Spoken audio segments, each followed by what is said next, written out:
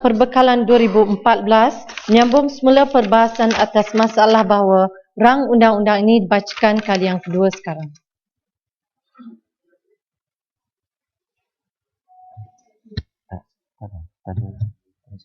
Habis kan? Boleh habis.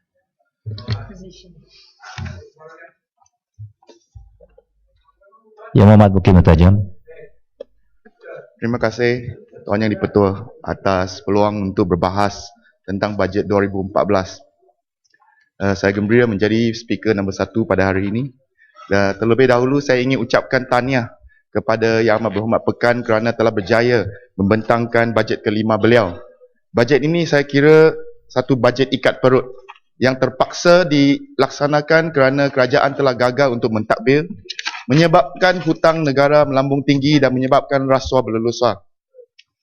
Kata Ketua Audit Negara pada 2009, jika segala-gala penyelewengan ini dikoskan, maka negara rugi kira-kira 28 bilion setahun. Dan bajet ini juga merupakan bajet pertama selepas PRU ke-13. Jadi saya kira kerajaan mengambil kesempatan ini untuk memperkenalkan beberapa dasar yang bakal membawa beban baru kepada rakyat. Kerana mungkin kerajaan tidak perlu khawatir untuk hilang undi buat seketika. Tuan Yang di-Pertua, saya rasa topik yang paling hot dalam bajet 2004 ini ialah GST. Dan dalam bab ini, saya ingin mengatakan dengan baik-baik kawan-kawan di sebelah sana. Saya ingin mengatakan bahawa saya sokong pelaksanaan GST. Tetapi, ada syarat. Saya sokong dengan syarat kita tangguhkan GST sehingga memenuhi 5 kondisi ataupun 5 syarat berikut. 1. Gaji minima secara keseluruhannya mestilah terlaksana di seluruh Malaysia.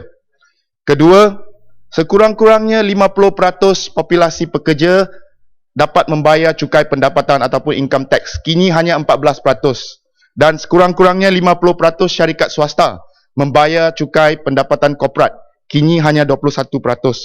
Ketiga, kerajaan mesti mengurangkan perbelanjaan mengurus kerajaan pusat sehingga mencapai nisbah 60-40 kepada perbelanjaan pembangunan. Kini nisbahnya 80-20. Keempat, pemulihan semula ataupun dengan izin the recovery of 28 bilion setahun daripada rasuah dan kepincangan seperti yang dilaporkan oleh Ketua Audit Negara. Dan kelima, akhir sekali, pungutan GST ini mestilah dikongsi bersama-sama dengan kerajaan-kerajaan negeri dan kerajaan tempatan dengan kadar 50-50 supaya kerajaan negeri dan kerajaan tempatan boleh menggunakan dana ini untuk membangunkan negeri masing-masing. Ya, mohon mencari. Bukit Bendera kawan saya. Ya, terima kasih Yang Berhormat dan Tuan Yang di-Pertua. Sedarkah Yang Berhormat bahawa pelaksanaan GST di negara-negara persekutuan yang lain seperti sebagai contoh Australia berlaku di mana hasil kutipan GST ini setelah dipungut oleh kerajaan pusat kemudian akan diagihkan kepada negeri-negeri dan wilayah-wilayah di dalam negara tersebut mengikut formula yang tertentu. Dan tujuan pengagihan ini adalah supaya kerajaan negeri dan wilayah mempunyai kapasiti fiskal untuk memberi perkhidmatan yang terbaik kepada rakyat mereka. Tapi malangnya di Malaysia, tampaknya tidak ada kesanggupan dari pihak kerajaan pusat untuk mengagihkan semula kutipan GST ataupun kutipan cukai maupun GST ataupun cukai pendapatan. Dan ini telah mengakibatkan kerajaan negeri-negeri seperti Selangor dan Pulau Pinang yang walaupun menyumbang berbilion-bilion ringgit dari segi pendapatan cukai tidak mendapat apa-apa kembali. Adakah ini adil, Yang Berhormat?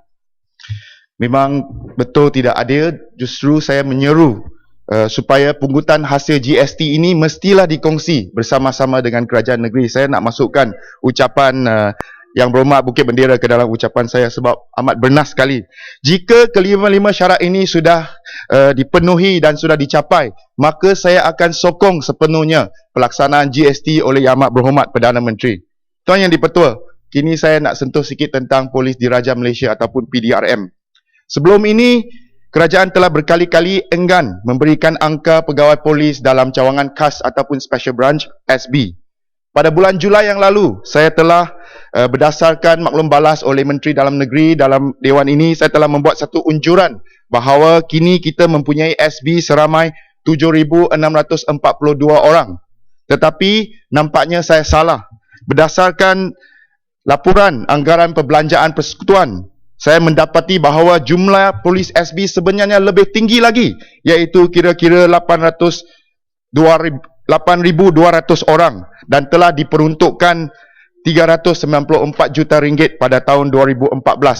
Operasi SB memakan belanja 5.7% belanjawan keseluruhan PDRM dan ini dibandingkan dengan Jabatan Siasatan Jenayah yang memakan belanja 7.7% belanjawan tersebut. Dari segi tenaga kerja pula, kekuatan SB ialah 6.3% daripada keseluruhan kekuatan PDRM berbanding Jabatan Siasatan Jenayah sebanyak 8.8%. Ini bermakna kekuatan unit risikan SB yang sering digunakan untuk risikan politik adalah hampir sama kuat dengan kekuatan Jabatan Siasatan Jenayah dalam PDRM. Dari segi prestasi pula, prestasi SB nampaknya amat cemerlang. Pada tahun 2012, SB berjaya menghasilkan lebih 380,000 laporan risikan, termasuklah saya percaya risikan politik, terutamanya terhadap ahli politik pembangkang. Ini bermakna 1,000 laporan risikan setiap hari. Jabatan Siasatan Jenayah pula hanya berjaya menyelesaikan kira-kira 60,000 kes jenayah indeks yang dibuka fail. Dalam kata lain, Jabatan Siasatan Jenayah hanya berjaya menyelesaikan kira-kira 15% daripada kes jenayah yang disiasat. Alangkah baiknya jika kekuatan SB dan kecemerlangan SB ini boleh digunakan juga untuk melawan jenayah. Soalannya, mengapa Yang Amat Berhormat Pekan perlu begitu ramai SB? Sedangkan di bawah pentadbiran mantan Perdana Menteri Abdullah Ahmad Badawi, bilangan SB telah berkurangan sehingga lebih kurang 5,000 orang pada tahun 2008. Malah di pertengahan zaman darurat pada 1954, unit SB yang memangnya ditubuh khas untuk operasi risikan darurat hanya mempunyai 459 anggota ataupun kira-kira 2% kekuatan polis pada masa itu untuk kerja-kerja darurat. Jadi, adakah keadaan di Malaysia pada hari ini di bawah pentadbiran Yang Amat Berhormat Pekan lebih teruk lagi daripada zaman darurat? Dalam ucapan bajet 2014, Perdana Menteri mengumumkan ada peruntukan sejumlah 8.8 bilion kepada PDRM untuk dengan objektif mengurangkan jenayah. Peruntukan ini akan digunakan antara lain untuk membina menaik taraf ibu pejabat polis, membina balai polis, kuartus kaki kanan serta membeli pelbagai peralatan seperti senjata api dan motosikal. Namun, semua ini saya kira tidak bermakna jika kerajaan masih enggan melaksanakan pembaharuan yang telah lama disaran oleh Pakatan Rakyat dan bukan saja oleh Pakatan Rakyat, malah oleh laporan Suruhanjaya Polis Tun Zaidin 2005. Tuan Speaker, ada gangguan sikit di sebelah sana. Minta. Yang Berhormat. Yang Berhormat.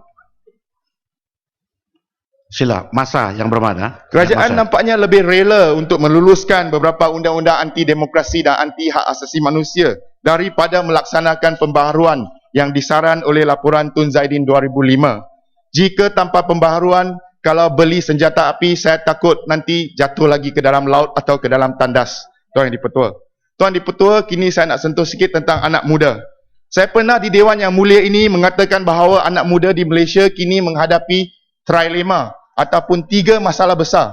Satu, kadar pengangguran anak muda yang tinggi. Keduanya, fenomena underemployment yang serius. Ketiganya, kadar brain drain yang tinggi, terutamanya di kalangan siswaza. Dan trilema ini bertambah serius lagi dengan masalah hutang yang teruk di kalangan anak muda. Jadi bagi saya, bajet 2014 ini bagi anak muda tiada apa-apa berita yang baik. Bajet ini bagaikan lagu lama. Dia ulang terutamanya bab-bab latihan semula. Rescaling, latihan semula. Upscaling, latihan semula. Semua ini telah pun dilaksanakan sebelum ini. Jika program-program ini begitu berkesan, maka tidak wujudlah keadaan trilema yang saya nyatakan tadi. Dan Tuan Yang Dipertua, kira-kira 83% anak muda berumur 30 tahun ke bawah mempunyai pendapatan kurang daripada RM3,000 sebulan. Maka mereka ini tidak perlu membayar cukai pendapatan sebelum ini. Justru pengumuman Perdana Menteri perluasan kurungan cukai di mana mereka yang bergaji RM4,000 ke bawah tidak perlu membayar cukai, langsung tidak membawa apa-apa manfaat baru kepada majoriti anak muda di negara ini. Dan tambahan pula melalui GST, anak muda, majoriti mereka yang dulunya tak perlu bayar cukai pendapatan, kini bakal dibebankan dengan cukai baru. Dalam aspek sukan, Yang Amat Berhormat mengumumkan 239 juta untuk kecemerlangan sukan, terutamanya dalam baik pulih kompleks sukan, gelanggang sukan dan untuk mengenal pasti bakat-bakat sukan daripada bangku sekolah rendah lagi. Semua ini ayat yang baik, perancangan yang baik, tetapi masalahnya ialah pelaksanaan. Kata nak naik taraf kemudahan sukan, kata nak cungkil bakat, tetapi jika ada sekolah yang masih tak ada padang, apa nak buat? Dulu katanya satu murid satu sukan, tetapi padang sekolah yang begitu asas pun tak ada. Macam mana nak bersukan? Di kawasan saya ada sekurang-kurangnya 5 buah sekolah yang masih tak ada padang. SRJKT Kampung Baru, SRJKT Ladang Arma, SRJKC Bengtek, SRJKC Kiau Kuang dan sebuah lagi sekolah kebangsaan yang dah berumur 100 tahun, SK Macang Bubuk. Semua ini tak ada padang. Ada ahli-ahli di sebelah sana yang mengatakan bahawa tak ada padang tak apa pun boleh bersukan. Mungkin di kawasan mereka tak apa, tapi bagi kawasan saya nak anak-anak muda di kawasan saya mempunyai satu suasana pembelajaran yang sempurna. Tuan Yang di-Pertua, kini saya nak sentuh sikit tentang wanita. Walaupun kini Kementerian Pembangunan Wanita, Keluarga dan Masyarakat mempunyai bajet yang lebih tinggi berbanding tahun lepas, namun saya rasa kerajaan telah gagal untuk menanangi satu isu pokok, iaitu membantras budaya diskriminasi, terutamanya diskriminasi gender. Saya nak bagi contoh. Ramai yang kata bahawa wanita tak nak kerja sebab lepas kahwin nak jaga suami, nak jaga anak, nak jaga rumah. Tetapi daripada 155,600 orang wanita yang menganggur pada hari ini, lebih 86% daripada mereka tidak berkahwin, bukan janda dan bukan duda. Ini bermakna majoriti orang perempuan ataupun wanita yang tidak bekerja dan tidak berada dalam pasaran kerja pada hari ini bukanlah kerana sebab berkahwin. Ada faktor lain, termasuklah ketidakadilan dalam perbezaan gaji antara pekerja lelaki dan wanita, dalam kekurangan peluang terutamanya dalam kenaikan pangkat dan suasana kerja yang tidak elok. Dalam kata lain, wujud keadaan diskriminasi gender di tempat kerja. Bagi mengatasi masalah diskriminasi dan memastikan penganggihan sumber secara adil kepada lelaki dan wanita, Kerajaan Pusat sendiri pada tahun 2003 telah melaksanakan satu projek perintis Gender Responsive Budget GRB yang diketuai oleh Kementerian Pembangunan Wanita, Keluarga dan Masyarakat dengan kerjasama UNDP. Antara objektif GRB, dan saya nak petik dengan izin kata-kata mantan Perdana Menteri Tun Abdullah Ahmad Badawi. Yang berhormat, masa saya difahamkan, masa telah ditentukan kepada 10 minit. 15 15 ke 10? 15, okey sila. Ada lagi 3 minit Yang berhormat. To narrow existing disparities and to reorient public expenditure to reflect the concerns of all its citizens, men and women. Dah 10 tahun, GRB masih belum terlaksana. Dan kini Perdana Menteri pula kata nak buat outcome based budgeting, OBB. Ini tak apa. Tapi apa pula jadinya dengan GRB dan pengupayaan wanita? Fokus kementerian patutlah kepada pengupayaan wanita, kepada pengagihan sumber kerajaan secara keseluruhannya secara adil seperti yang dituntut dalam GRB dan bukan hanya memberi handouts kepada wanita. Dengan kata dalam kata lain, pendek kata, dengan izin, what women want is justice, not just charity. Bajet 2014 ini juga tiada berita baik untuk ibu-ibu dan wanita yang memilih untuk menjadi suri rumah tangga. Mereka tidak ada pengiktirafan, tiada insentif dan tiada keselamatan sosial. Di sini saya nak minta, bukan saja minta, saya nak merayu kepada Yang Amat Berhormat Pekan supaya tiru sajalah Belanjawan Pakatan Rakyat untuk menyediakan caruman sosial wanita RM600 setahun kepada golongan suri rumah supaya mereka ini mempunyai satu jaminan keselamatan sosial terutamanya pada hari tua. Akhir sekali saya nak bincang 2 perkara dengan pendek tentang kawasan saya. Satu adalah banjir. Saya sokong bajet 2014 untuk memperuntukkan 659 juta untuk meneruskan projek rancangan tempatan banjir RTB. Tetapi malangnya apabila saya melihat ucapan Perdana Menteri dan anggaran perbelanjaan persekutuan, saya tak nampak nama Bukit Mentajam dan Pulau Pinang dalam RTB yang disenaraikan. Jadi saya nak tanya kepada Yang Amat Berhormat Perdana Menteri, saya nak tanya kepada Kerajaan Pusat, bilakah kerajaan akan menyelesaikan masalah banjir di kawasan kami? Bilakah kerajaan akan melaksanakan RTB di Sungai Juru, di Sungai Junjung, di Sungai Perai yang telah dijanjikan untuk siap dalam RMK ke-9, kini dah RMK ke-10. Apa sudah jadi dengan projek-projek ini?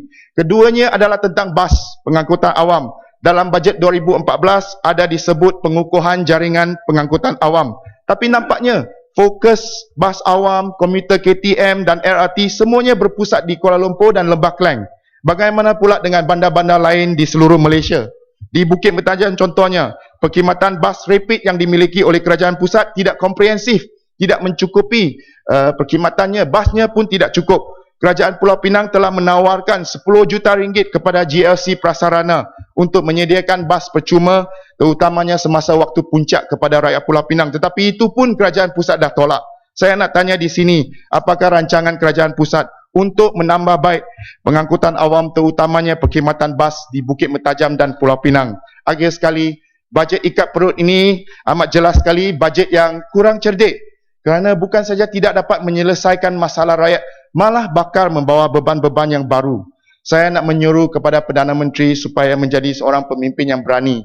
Beranilah untuk melangkah ke depan. Beranilah untuk melintasi garisan partisan. Beranilah untuk mengambil pedoman daripada cadangan-cadangan belanjawan Pakatan Rakyat. Jangan takut kalau nak tiru perkara yang baik. Sekian saja ucapan saya. Terima kasih. Simbang Renggam.